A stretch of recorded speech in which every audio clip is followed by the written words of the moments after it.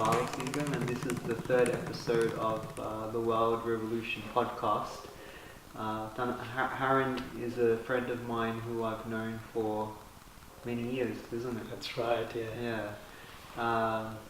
You've gone on your own journey to be a consciousness or a life coach. Yes, yeah. Would you tell me about your life purpose and what drew you to becoming a life coach from everything that you've been through?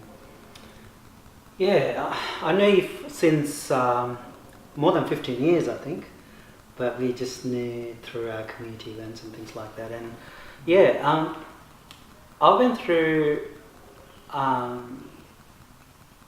was born in Sri Lanka, as you know, and came here when I was 18, when I just turned 18, and that was in 96.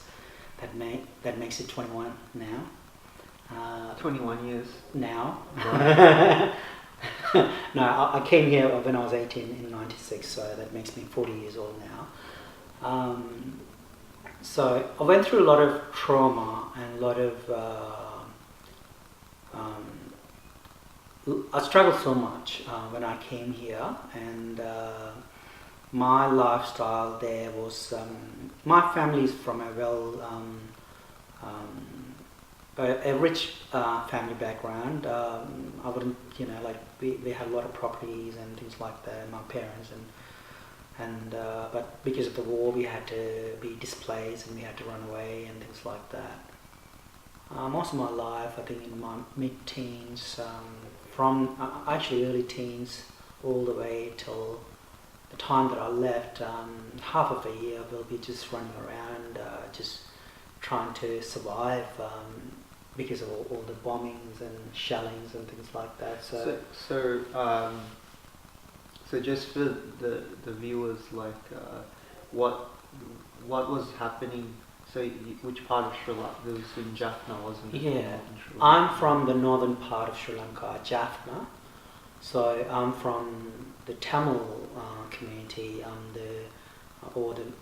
There's minorities and majority group. So the Tamils and the Sinhalese group. So there were some, there's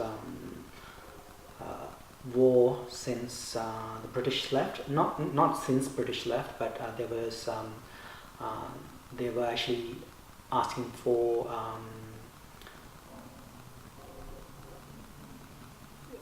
the Tamils were pretty much voicing out for their own rights and things like that since the British left, and then from 1980s the armed struggle started. Yeah. So since then it's been a big struggle there, living there. So I came here as a refugee and all that, and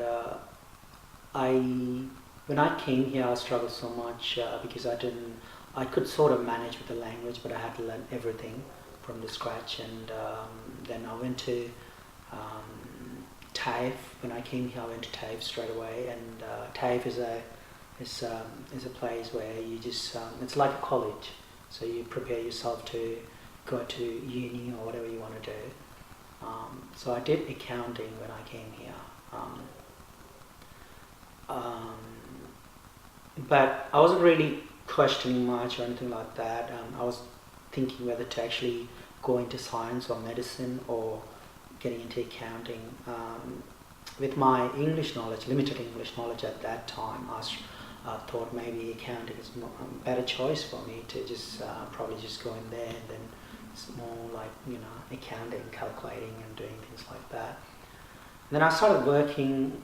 I got into uni, and then while I was at uni I got into accounting, into accounting field as well. I started working and then became an assistant accountant. I was getting paid well.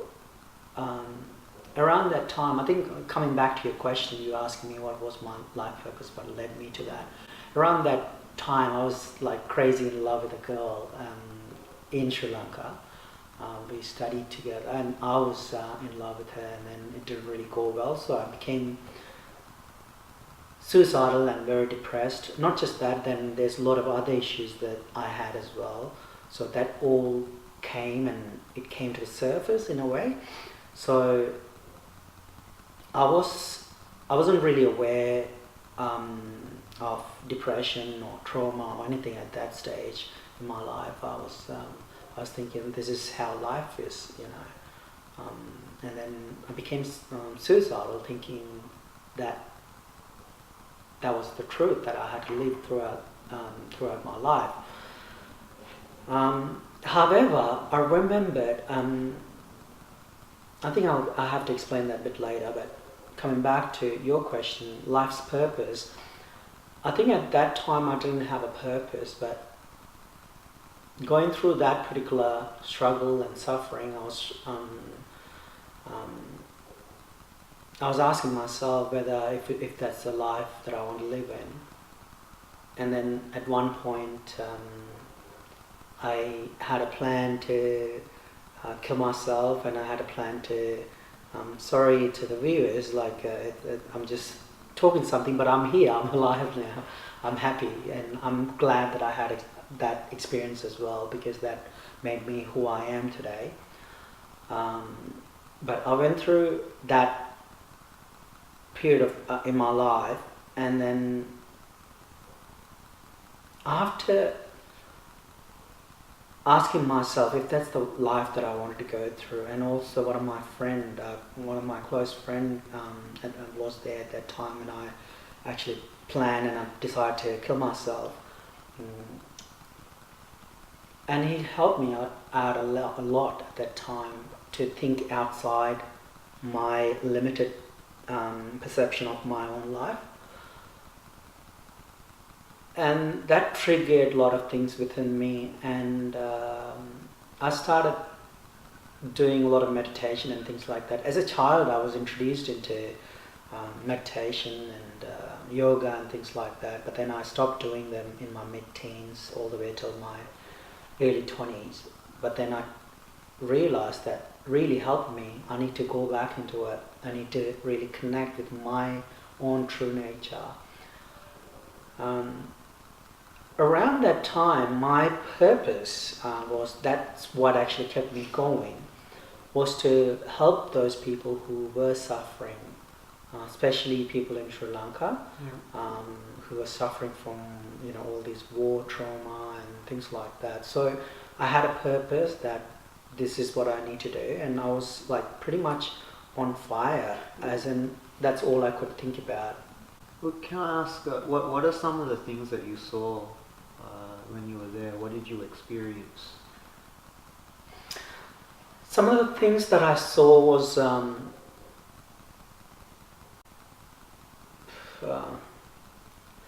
think people. I will tell you about my life when I was there. I'll be going to school. While I'm on my way to school, there'll be the government will be bombing and shelling, and then you just have to go and hide under a tree or go into the bunker or something like that. And all the schools had bunkers.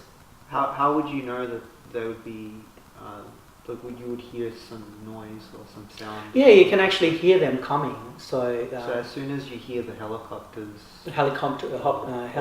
or bombers, you can also hear the shell coming through as well. Right. So you can just go and hide. Yeah. And I also had a lot of my friends who were actually killed. One of my first crush was actually killed she's 1 year older than me.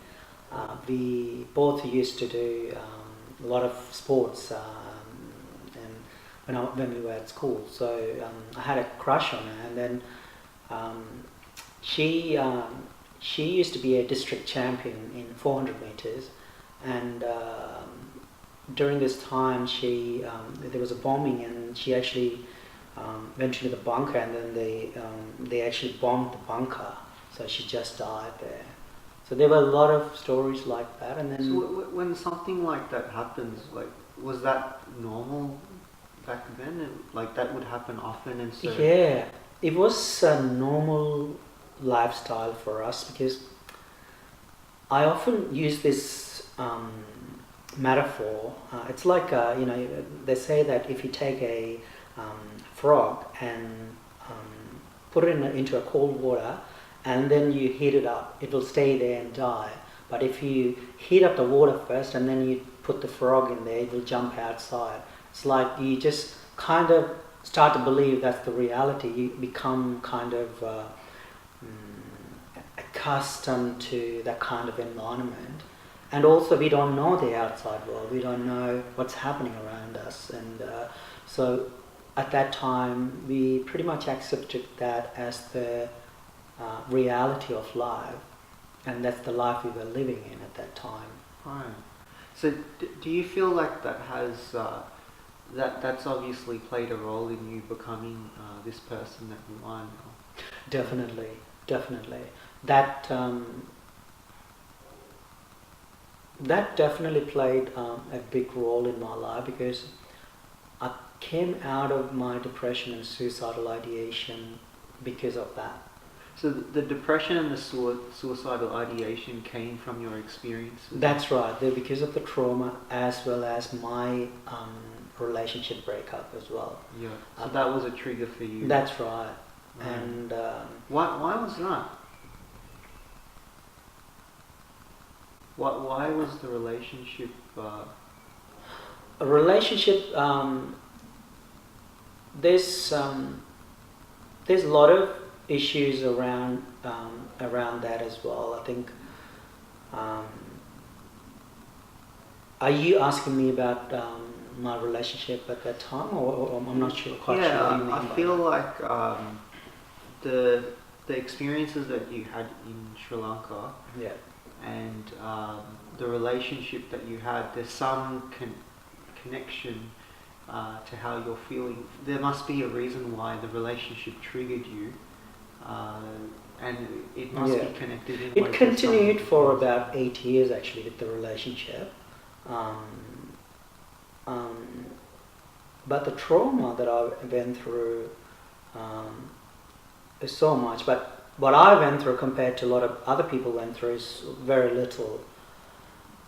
But the relationship and all other things, and also I was sexually abused as well.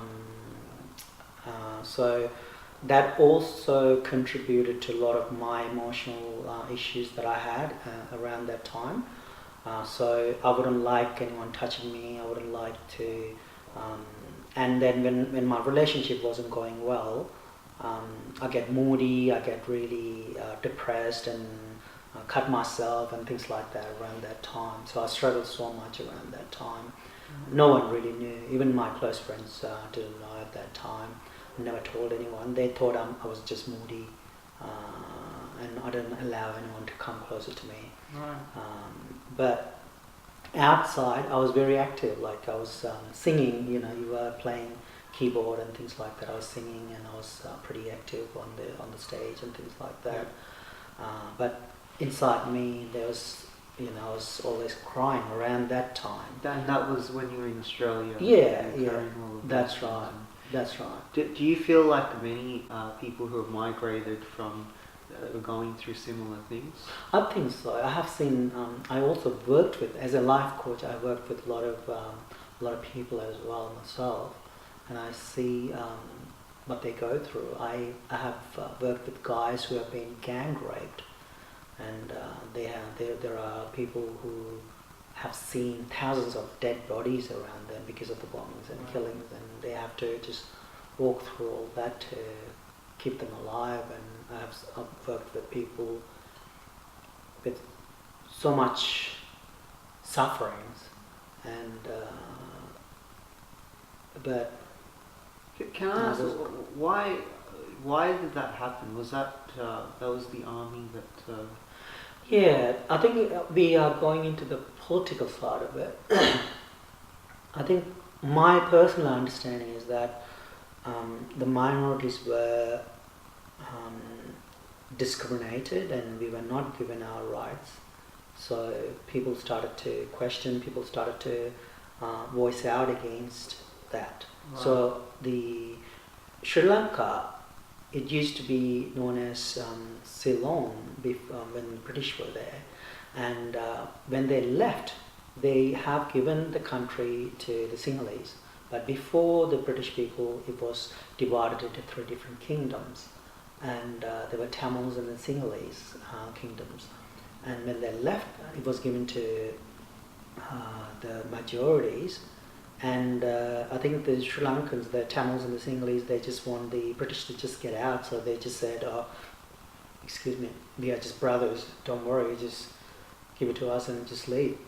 So I think that's where it all started. Then when the British left, all the discrimination and everything started. So Tamils' lands were taken away, Tamils' rights were taken away. So even for you to get a job, it was very hard for Tamil people to get a job. And then there was, I'm just going too much into the political side of it, which I don't consider myself as an expert.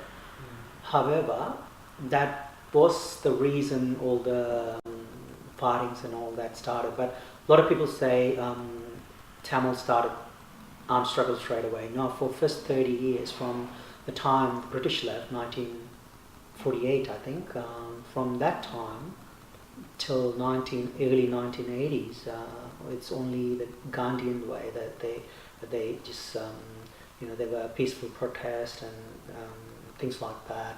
It wasn't really armed struggle, but all these were met with violence by the government. Historically, it's been documented that there are a lot of Tamil kingdoms that ruled all the way down to Indonesia, and perhaps they may have discriminated other minorities at that time. So in a way, I see it as actually perhaps it's karma coming back to. Yeah, I don't know. I don't know, but but I don't know about that. I don't know that whoever wins the country, they write the history, right? So even our Tamil literature, because I was educated in Tamil, I was until I was in year 12, I studied everything in Tamil medium. So even in our literature and all that, they talk about it's not, their purpose is not to conquer, but to spread all over and then spread the Dharma. But it's not really, I'm not too sure, I'm not an expert again on literature or anything like that, so I don't really want to go into that. But I think it's probably the karma paying back or whatever, I don't know. But that's the suffering that the people went through was so much. And so my purpose became around that time, my purpose was to help people who were going through these kind of suffering. So it was much easier for me to work with my own people like Tamils or whoever is going through that. And but I didn't really limit myself to that. I was kind of helping others as well if I can. But my main priority was just working with the Tamil community and helping people in whatever way that I can, because I think in a way that's what helped me alive and living at that time, that helped me to live. But then after some time I started to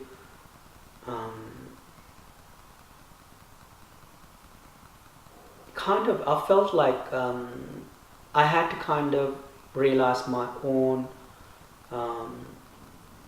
identity and realize all the sufferings that I had gone through first in order to expand and feel that oneness. And now if you ask me what's my purpose, I think it's still my purpose is still helping people, but it's not limited to the Tamil people.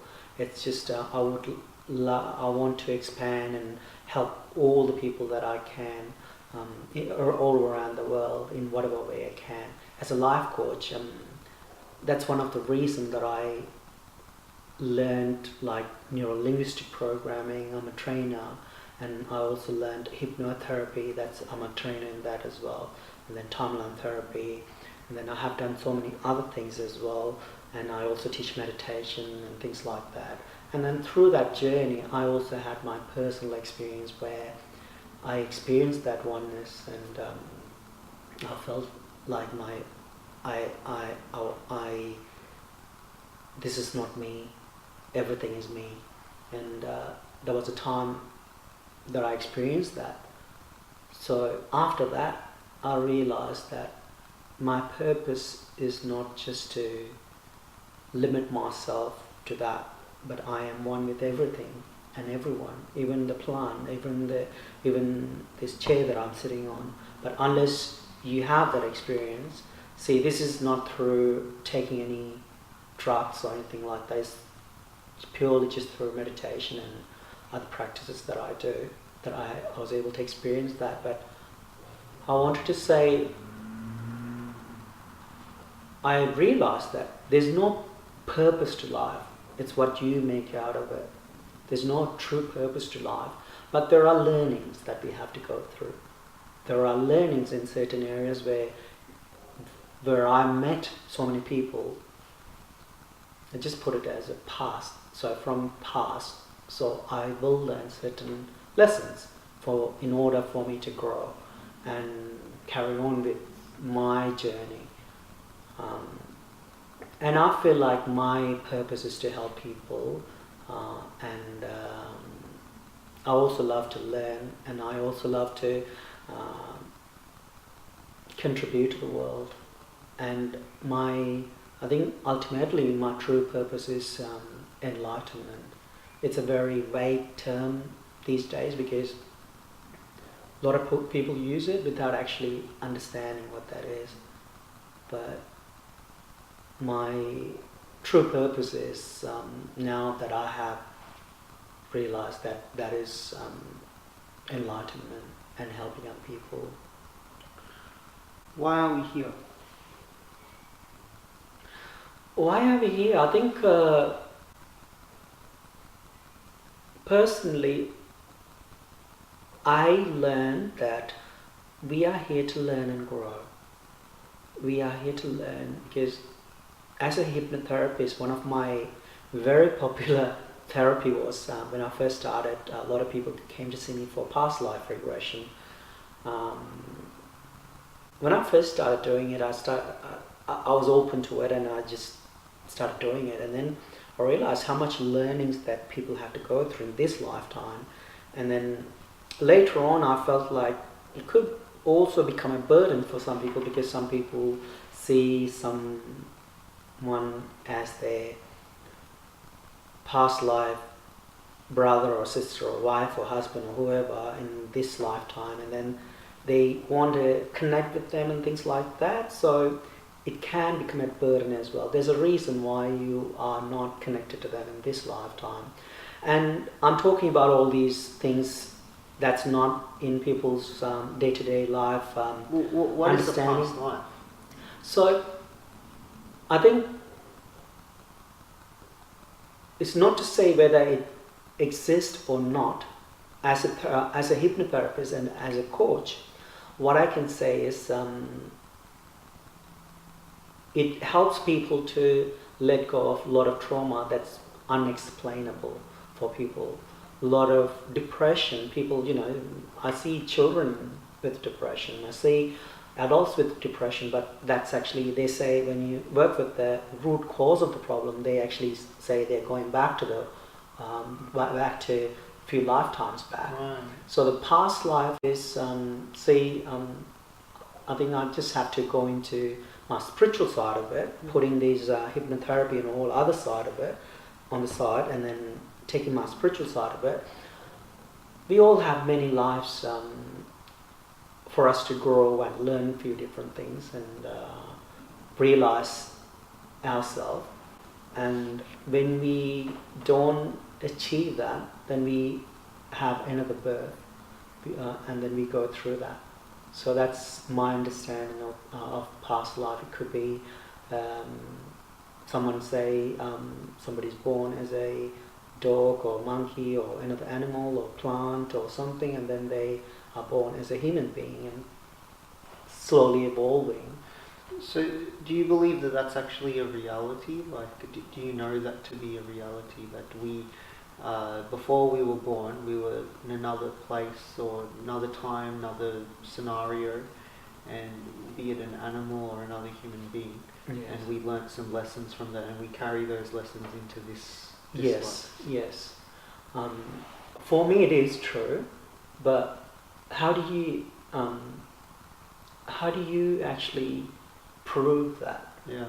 Some certain things you can prove it, but there are children who say that they were born in a particular area and things like that, and then some documentaries that I watched, they say they were able to go there and identify those things.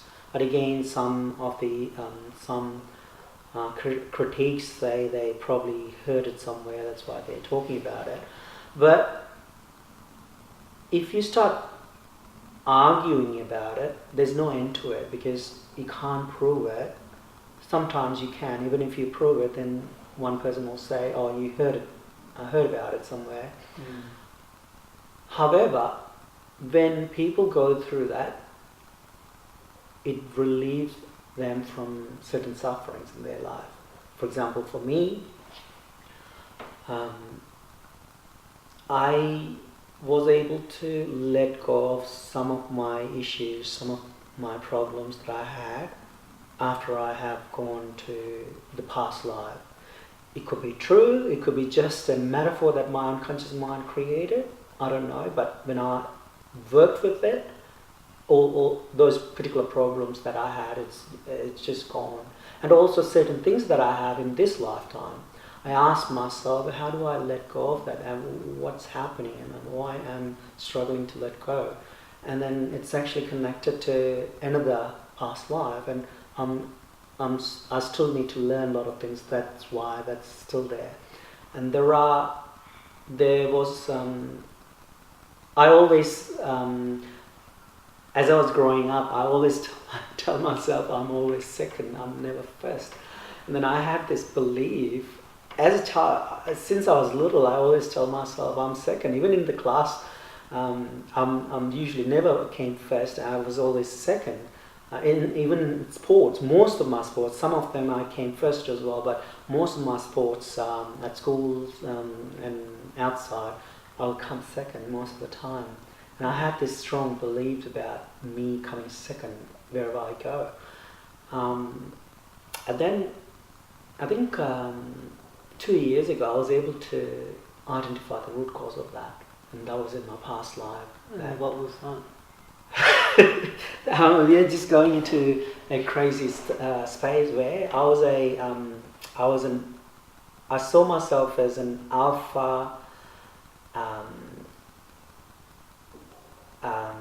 fox, and I was there, and I was actually protecting all other foxes there. And there's another fox came, and then it beat me down, and then after that I wasn't able to actually be the leader. Right. Yeah, and then at that moment when that fox beat me down, I felt like from now on I'm not going to be able to be the first. That's interesting. Yeah, and I had a strong belief that from that, because I was able to go into that. I don't know if it's true or not, but after that, that belief just disappeared from my system. It's like it's not even there. I feel like I'm a leader. It doesn't matter if I'm first or second or last, but I'm a leader. I'm here to empower people. I'm here to transform people. I'm here to change. But that first or second is not even a question for me anymore. Right. Yeah, I believe in past lives. I think that is real, because just even in physics, like energy is transferred from one form to another. It cannot be created or destroyed. So, just on that principle alone, we are all energy, and so we must, after we leave this body, we must go to another dimensional place where we learn lessons. And I think this planet as well we live in is a school in a way. We come here and we learn. Maybe to our unknowingness, there's something more outside of here. That's right. Yeah. You, on your journey to being a life coach, you told me that you've been to India and you spent some time with some teachers and gurus and Yes, yeah. yeah, would you mind sharing? Yeah, definitely. There's some really crazy things that happened. You're telling me they were doing some charging phone batteries with the consciousness and Yes. moving things with the mind. Yes, yeah, You definitely. even sat with the Sadghuru and Yeah. yeah. Yeah, Sadghuru wasn't doing that particular thing. No, It's no. another teacher. Sadhguru is pretty much, he says that is possible, but he said not to focus on that.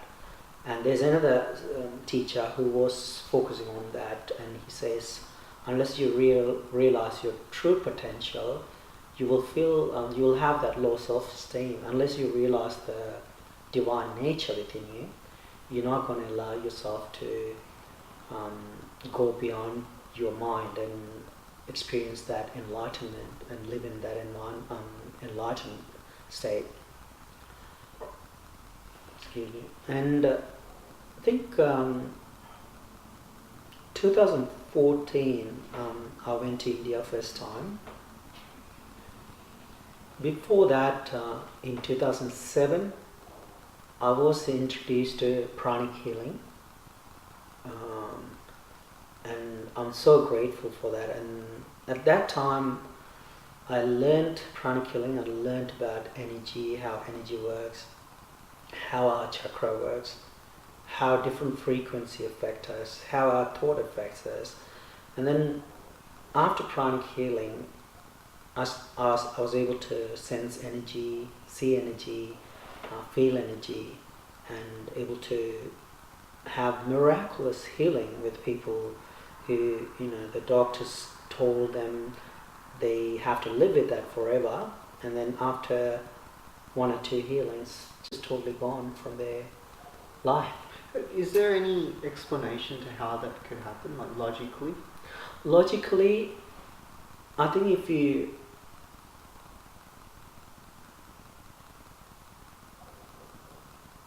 I find it a bit difficult to explain it logically, but it can be scientifically proven, I believe. Right. Because if you... Some I people always talk about spiritual surgery and things like that. Yes, yeah, there are spiritual surgeries where people have been put under MRI and things like that, and then there were people doing healing on them, and then it just totally, their tumour just disappear. Yeah. And then I had people who I had someone who actually couldn't see from his right eyes. After just one healing, he was able to see, and the doctors told him he's not going to be able to see, and he had so many other different treatments.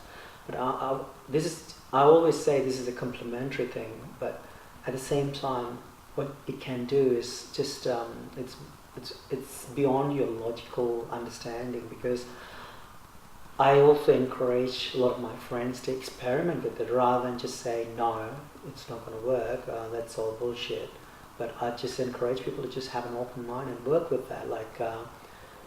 I was watching one of these YouTube videos the other day. These kids were just given two different plants, and then they were asked to bully one of the plant and be really friendly to the other one. Yeah. And they started bullying one of the plant and started to... they became really friendly and nice to the other one, and this plant that they were bullying became really droopy and almost dying after a few days. Bullying how? They were swearing, they were saying nasty words. Yeah, Right. they were saying you're stupid, you're ugly, and things like that. Yeah. And then being really nice and saying, oh, you're beautiful, you're really nice, and things like that to the other plant. Well, just on that, there have been experiments done where people's emotions affects the shape of water molecules. Yes. You've seen that? That's right. Yeah. That was actually initially done by Dr. Emoto, and he's a Japanese scientist, and he proved how every thought, every word, everything affects water molecules. therefore human, we more than 70% of us is water or liquid. So our body is also affected by our own thoughts and the frequencies that we are surrounded by, and all the thoughts that we have. So he did a lot of experiments. Even he worked with pranic healers from here, from Victoria. So they selected they took the same tap water and he put it in 2 different containers, and then one of them they were doing healing, and then the other one they just kept it there. And the one that they did the healing on, the water molecule became really like a flower, and it became really beautiful. And also we have a meditation called Twin Hearts, and this Twin Hearts meditation is about activating your heart center and the crown center. So after the meditation, they just put the meditation and left the water there next to the meditation CD, while it was playing. And then they, when he put it under microscope, the water molecules had 2 twin hearts in there. No way. Yeah. Twin hearts in there. Wow. So these water molecules can store information and memory. They carry memory. And we also know that mind carry memory as well. So in English language, we just loosely just say mind. But in Sanskrit or in India, there are different ways to identify mind. So one that has been passed down. I'm not a Sanskrit scholar or anything like that, so I don't know the actual words. But there's a part of us that actually carry just what's been passed down from our ancestors. So whatever comes down from the genes and DNA and all that. And there's also a memory that we can actually carry from the beginning, from the time their life started. And those informations are stored in us as well, they say. So, and there are information that we gather from outside as well. So our surroundings and what sort of surroundings that we are in can be stored in our cells as well. Right. So that's what the new science also say, epigenetics, that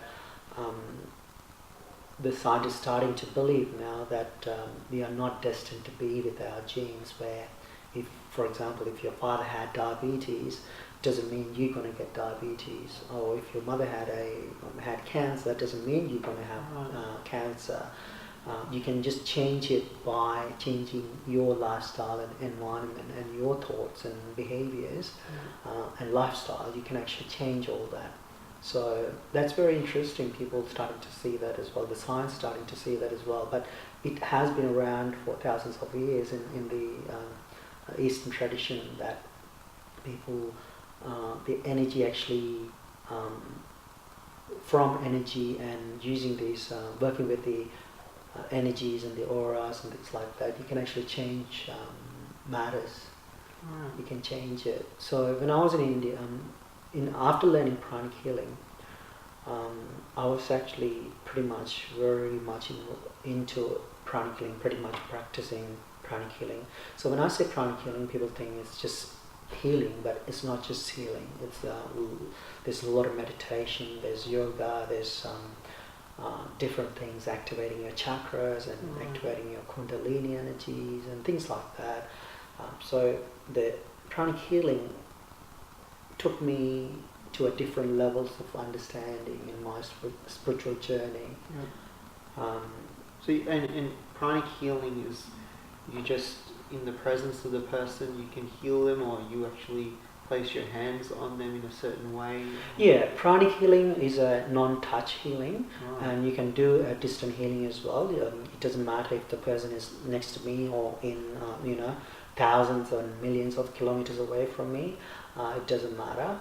We can still do the healing. And some people say it's just placebo effect and things like that. No, because we have done this healing on plants and animals and things like that as well, and it works on them as well. You can actually do this on two type of plants, and then you can do the healing on one, and then you can leave the other one. You'll see the other one really flourishing.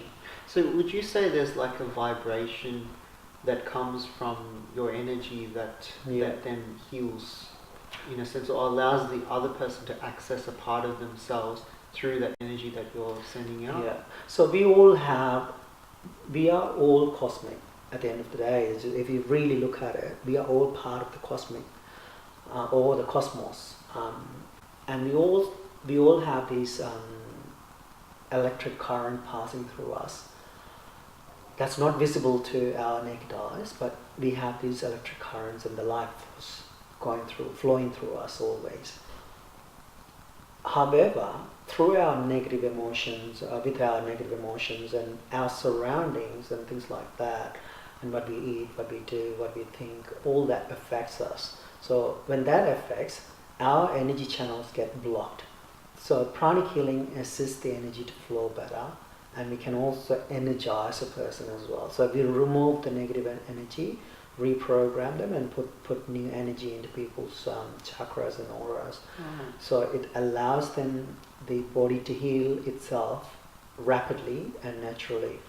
I also had one of my friend, she's also a pranic healer.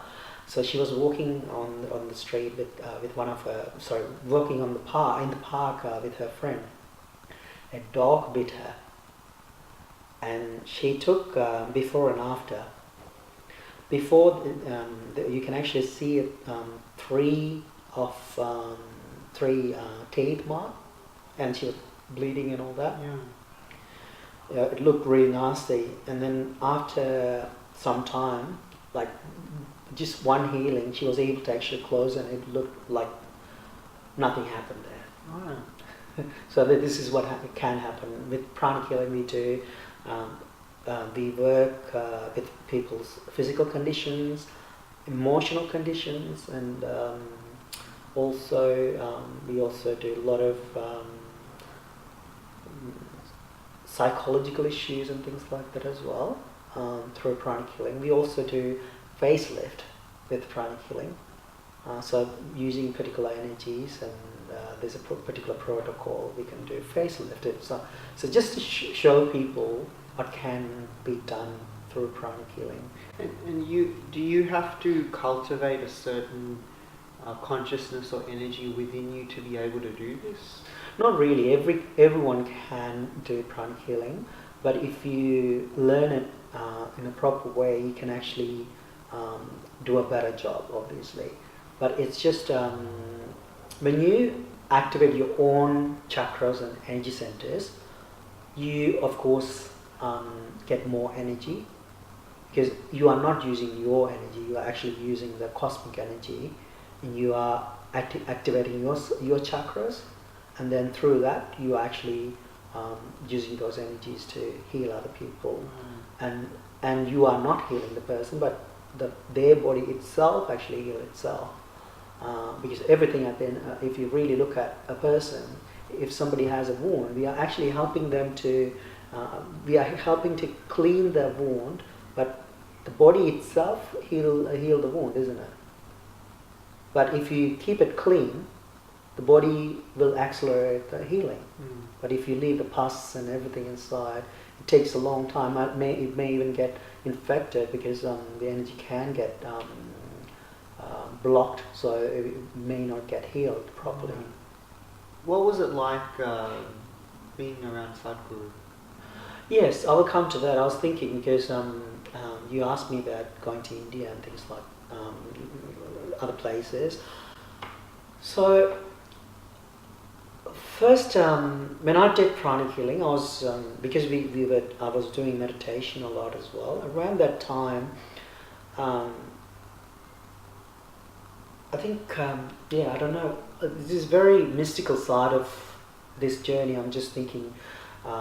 I'll share it anyway. This is what happened for me. This is true for me. I'll share it. So while I was meditating, in Pranic Healing, there's a particular uh, particular level that we do. It's called soul realization. So after this particular course, I started doing that particular meditation, and I learned that particular meditation. I came home, I sat down, and I meditated, and then I had this man sitting in front of me, and laughing. I was like, am I hallucinating? What's going on? Because I'm also a counselor, and I also have done hypnosis and things like that, and I was just questioning all that. My mind was like, am I hallucinating? What's going on? Okay, I'm just hallucinating. Who's this guy? I don't even know. But he looked like an old traditional Indian kind of looking man. And then I also saw him sitting under a tree, and I also saw some elephants and other things as well there. I was a bit confused, and I thought, okay, I'm hallucinating, okay, or maybe some sort of thoughts just coming, or my unconscious mind is trying to say something to me. That's what I was thinking. And then I left it at that. And then a few months later again, when I was meditating, he came into my meditation and he was laughing again, same kind of laughter. I was getting scared actually. I was thinking, what's going on? Something wrong with me. And then I went and talked to one of my teacher, and she just laughed at me, and she was just, in a nice way, she was just laughing at me and said, oh, don't go to Himalayas and become a yogi, you need to stay here. And then she just left it at that. And then it continued for some time, and then I started kind of communicating. I started talking to this man who was appearing in my meditation. And one day, I went to this pranic healing meditation. We used to have these Wednesday meditations at that time. So I went to one of these particular meditation, and this lady told me, there's a guru coming from India, would you like to come? Normally I don't really like to go and see these gurus, or especially people who claim themselves to be gurus and all that. And then this lady said that, and I was like, okay, why don't you send it to my email, I'll have a look. And then she sent it to my email, and I opened my email. It's the same guy that I saw on in my meditation. I had goosebumps all over my body, and I was like in tears. And then also part of me was like, maybe I've seen him somewhere else, and maybe not face to face, but somewhere else, so the subconscious mind picked it up, or whatever. All these things just came up in my mind, and then I started watching all his videos and all that, and his laughter was exactly the same as it was in my meditation, and even the voice that I heard was the same, and everything. And I was like, maybe I need to see this person. And then I found out that he was coming to Melbourne, just within the next 3 months or something like that. And then I decided to just go and see him, and then did the first level with them. And then I've done all the programs with them. So I'm so grateful, and his energy,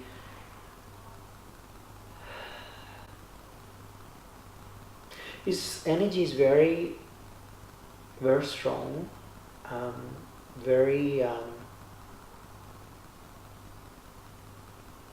masculine kind of energy, very strong, very masculine kind of energy, and at the same time very motherly as well in a way.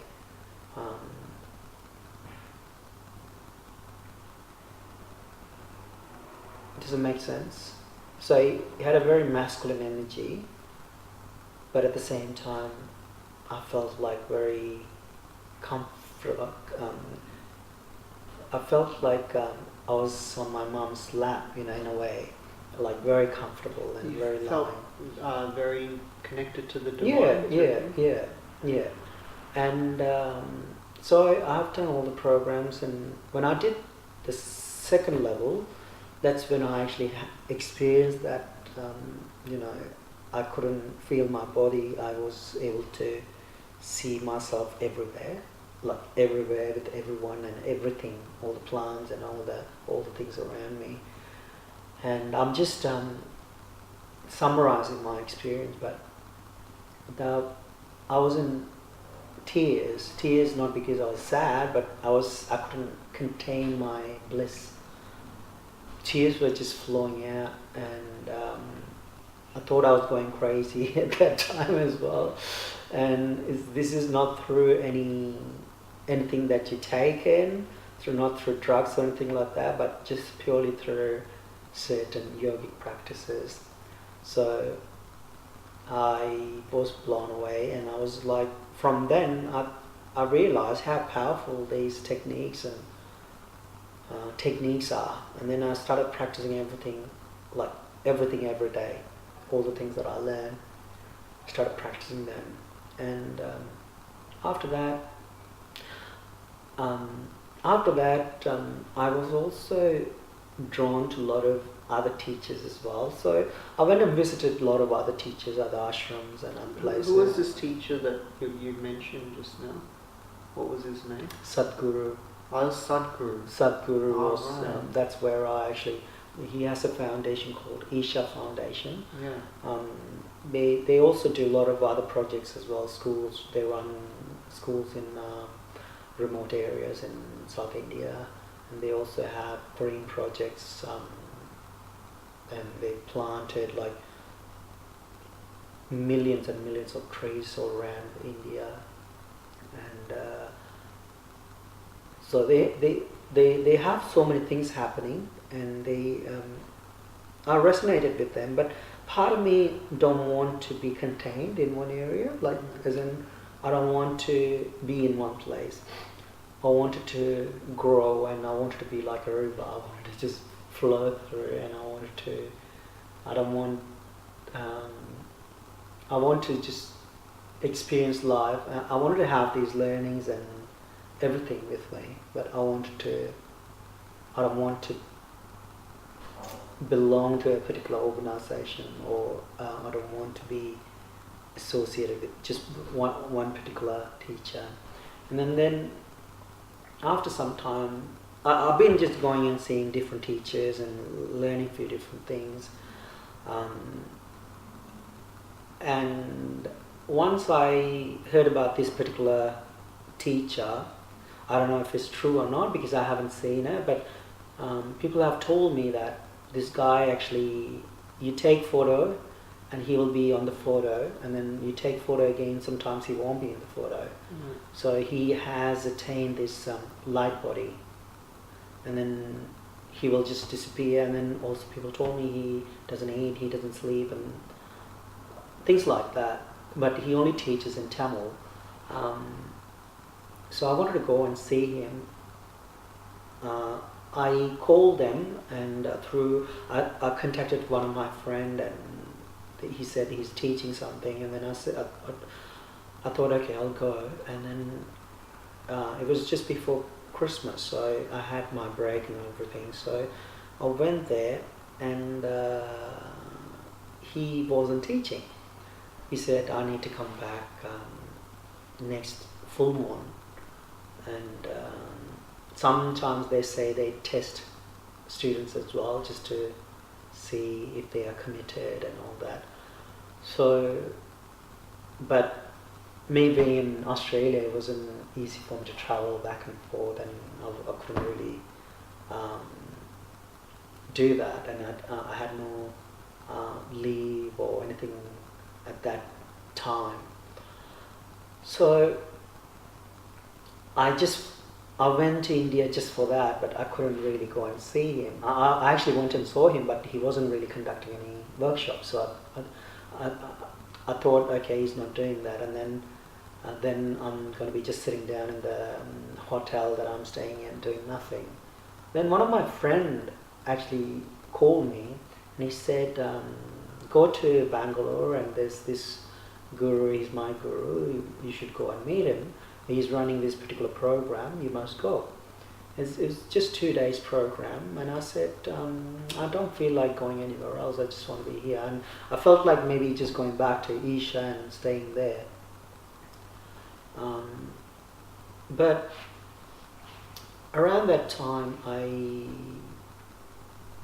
thought, okay, maybe just give it a go. This is my friend. He's telling me to go. Excuse me. He's telling me to go, so I was just. I just went there, and when I went to this particular ashram, it was a totally different experience where these kids were blindfolded. I was able to test them and validate it for myself. They had nothing in their ears. It was pitch black when you're blindfolded. You can't see anything, but these kids were able to read books. And then they say their third eyes are activated by their guru, and so they were not just reading; they are doing a lot of things like crazy stuff. It's like out of Harry Potter movie. They are able to look at a person and tell them what's exactly wrong with them, what their physical condition is, and what is happening in their body, pretty much everything in and out. And they are able to scan a particular place. For example, a person might be staying in one particular house, and then their partner will ask one of this person there, how's my house looking now, and things like that. And there was an incident where the partner wanted to surprise his wife, and he started painting the house in a particular color she likes. And then these kids actually, the kid who was scanning the house told her, your house wall is this particular color, and she denied it totally. She said, no, that's not right. And then the kid was able to describe everything else right, like where the kitchen is, where are the tables, what's on the table, what are the books there, what sort of books are there, what's inside the book, and everything. And then this lady denied everything. Then later on she came onto the stage and said, I denied this before, but I just found that I called my husband and talked to him. He just told me that he wanted to give me a surprise, so he painted the wall to this colour. So these kids were able to tell you and scan everything and tell you. And there's mind over matter, where they just look at things and they will move things. You actually saw this? Yeah. You saw them move things with their mind? Yes, and I was initiated into that as well. And people are able to bring rain just by using How is that possible? Just through oneness, that's what they say. I don't know. But just through oneness alone, it's possible these days. And so when you saw a person move something with their mind, what went through your mind? First, I've seen them happening when I first went there, but I was also initiated into doing all those things. So for me, it became like a play, and you just have to experience that oneness, and then you do that. So you've done that yourself? Yeah, even activating the third eye and everything. But I couldn't read the book, but I was able to, like for example, they will blindfold you, so you can't see anything with your physical eyes. Everything's black. So you're blindfolded, and they will put like chairs and things like that everywhere, but you have to walk around. So what happened to me was, I was walking, but what happened to me was a flame just appeared in front of me. It's just pitch black, right? But a flame just appeared, and this flame was just straight. But if I have to turn left, the flame was turning this way. If I have to turn right, it was turning that way. If I have to make come back, and if there's a big wall and I can't go beyond, and the flame will just spin. And this was happening to me. It's like a totally different language that I had to learn. I didn't understand for first minute or so, but then I understood what was going on. But first time, that was my experience. The second time, the teacher who initiated me into that, he appeared into my, like, there, and then he was just doing that. And then he would tell me to turn left or right, or ask me to move or walk forward. When you say you see a flame, it's in your mind that you're seeing that? Yeah, of course, it's pitch black, Right. and I'm blindfolded completely. Yeah. But my goal was to walk around without actually bumping on the chairs or anything like that. So the flame was actually guiding me. Yeah. I feel like when you're in that energy where people are doing those kind of things, you can tap into that. But it's more embodying that energy to be able to consistently do something like that. That's right. That's true. Yeah. Then Yeah. you can sort of like forget it after a while. Yeah, that's what's called mirror neurons, where if you are around people who are like that, you tend to mirror that particular aspect. So he talks a lot about mirror neurons, and these kids who are really good at it, they'll come and sit with you, and they will, after that, you also do that as well. But they say the most important thing is his touch. So you change the temperature around you, bring rain and things like that. What would it take for you to do something like that now? To be honest, since I left, I've tried it a few times, and I was able to do it a few times, but I lost. It's in a way like I also disagreed with certain things happening there at the ashram. No disrespect to anyone, but personally I couldn't really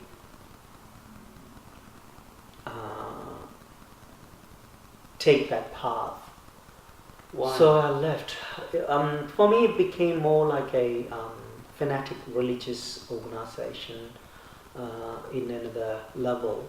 But I also understand they were actually attacked by a lot of other religious groups and people.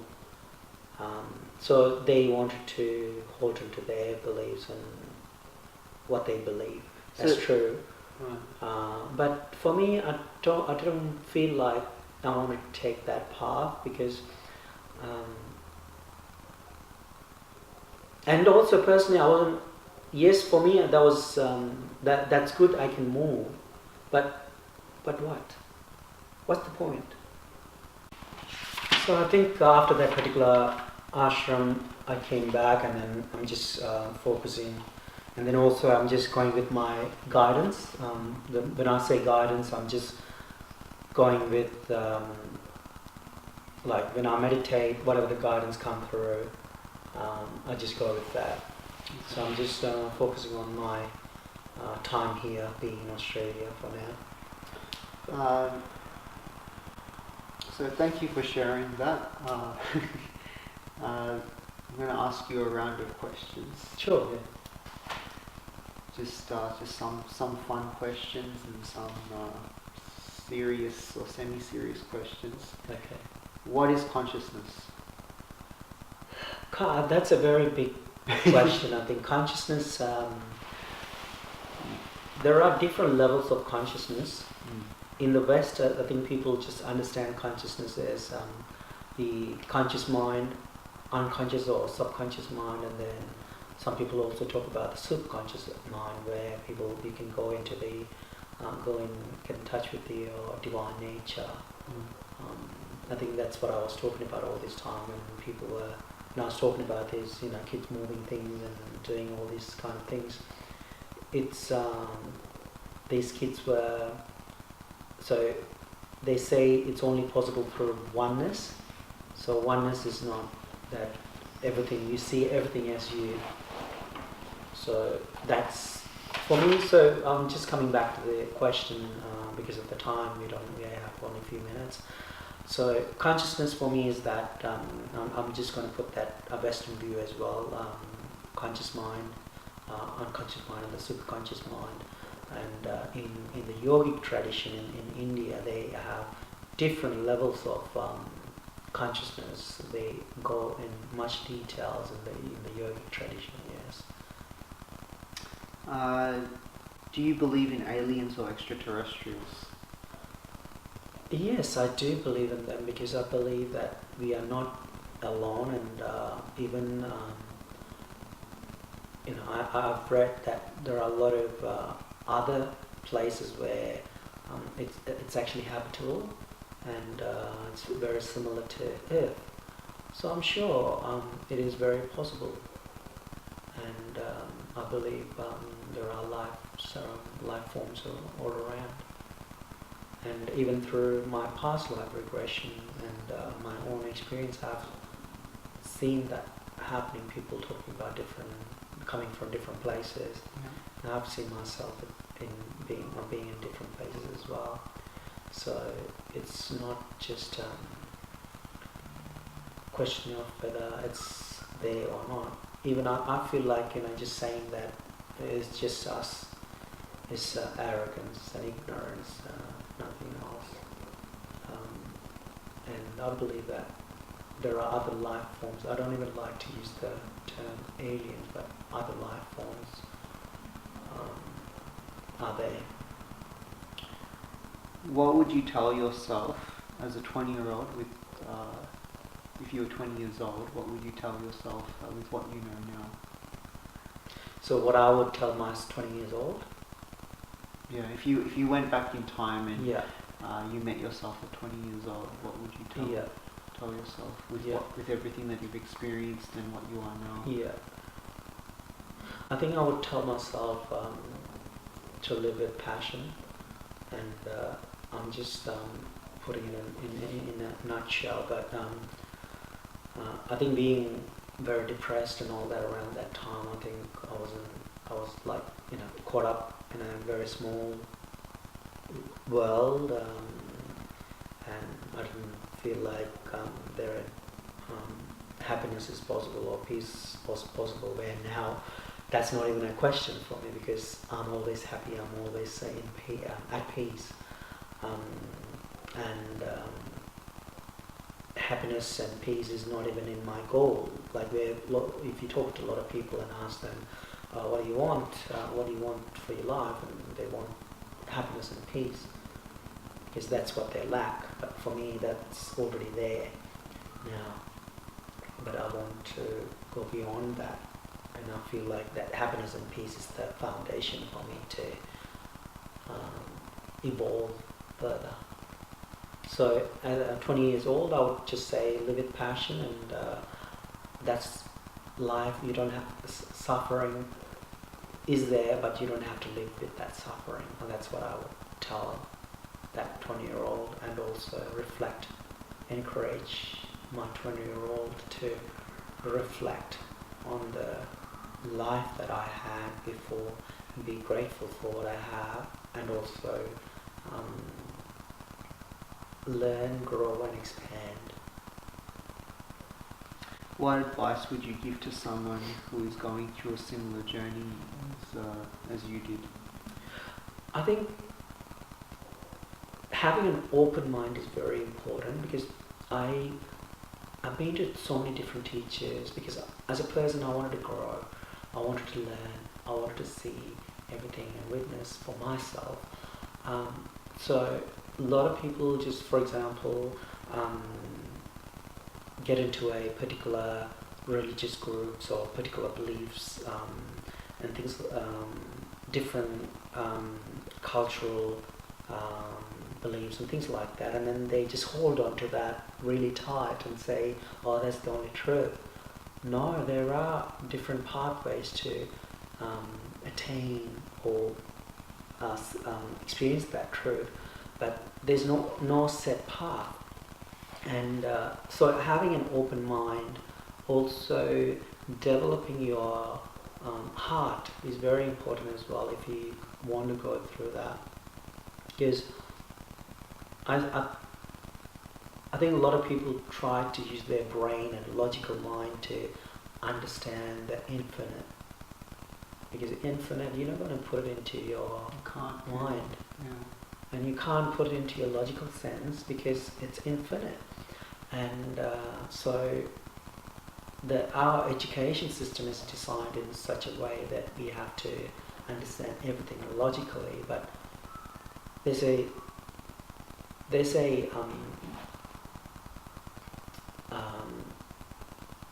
saint in our tradition.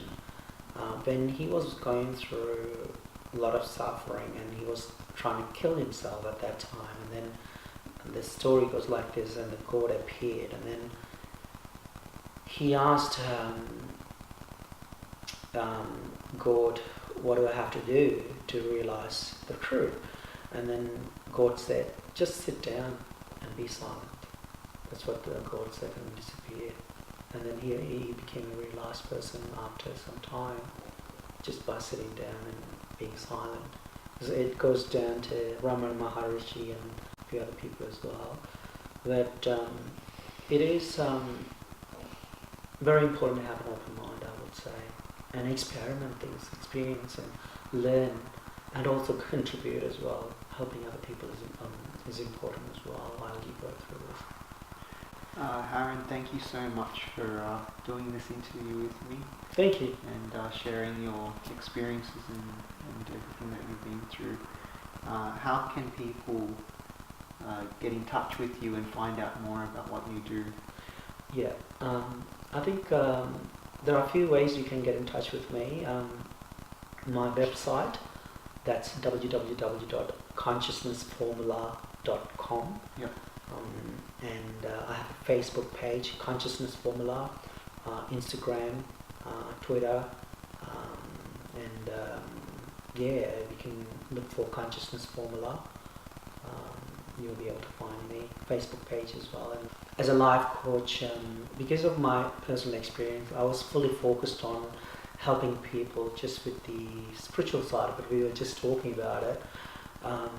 And most people are not really interested because people are not really aware what it can do for people. For example, I sit down with people, I can cut down years and years of counseling sessions and years of therapy sessions just by sitting with people and doing a particular spiritual process with people. And it can change their depression and anxiety and things like that. But logically, how can you explain that to people? Because they're totally different dimension, and it's out there. People get scared, or they want something like they're happy to take a pill. They don't want to really sit down with the person who says they can do that for them. Like I said before, just having an open mind and being able to experiment something is not there with everyone.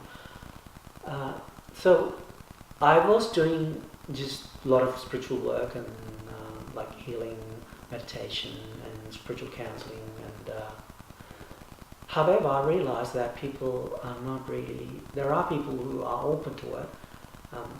However, having also the consciousness aspect to it also helped me, like doing hypnotherapy, neuro-linguistic program. It's all about just reprogramming your unconscious mind, because 95% of who we are is unconscious. And the talking therapies, counseling is pretty much just working with the 5%. That's why people are going for years and years of counseling and they don't even get any results. And you sit down with the clients for 1 or 2 sessions and they come out of their problems just doing hypnotherapy or NLP. And if people are open to the spiritual things that I do, like pranic healing or some other things that I do, then I work with people as well doing those spiritual process and anything people are open to do. So as a life coach, I break their neural pathways that they have created for their negative emotions. And how many people have this negative chattering going on in their head, But when you have this negative talk going on in your head, can you change your lifestyle? It's very hard, isn't it? Yeah. And it is because your unconscious is actually just coming out and it's talking to you. But if you change that programming, if you change that conditioning, it becomes like, me being like, I'm just giving you, myself as an example, where I used to be suicidal, I used to be depressed, but I changed all that just after doing hypnotherapy. Actually, that's why I wanted to go into hypnotherapy, because after doing hypnotherapy, all my problem evaporated. All my problem evaporated. It's like it's not even there. I remember everything, but it doesn't. There's no suffering. There's no negative meanings. There's no negative emotions associated with that. So that's what I'm doing, and also I have developed some courses. I used to teach mindfulness meditation at schools, and I'm now going to go back into that again, because I've been traveling in and out and I wasn't able to really focus on my own business and practice. Now I'm just starting to teach meditation as well, especially at school and other big companies, and going into corporate world and teaching them and helping them to reduce their stress and anxiety levels. And so my life coaching can work with people with depression, anxiety. I do weight loss, quit smoke. I also do. I work with couples as well, because couples have different meanings. It's a bit. We don't have enough time, so I'm just cutting it short. But I work with couples as well, working with them to bring them together. So because of the conditioning and the beliefs that they have, there's certain things actually stop them from enjoying each other's company and living their life that they want to live. So that's what I do as a life coach. Thanks for that. So if there's one final message that you could give the viewers based on everything that we've spoken about today, what would it be? One final message is, I think, I always say this, live with passion, and suffering is only temporary. You don't have to live with the suffering.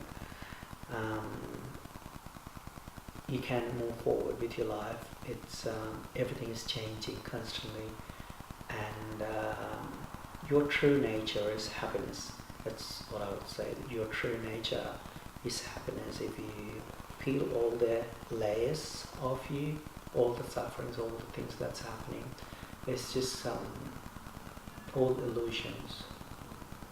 So happiness and bliss is the real you, and I wish that all of you can experience that and live with passion and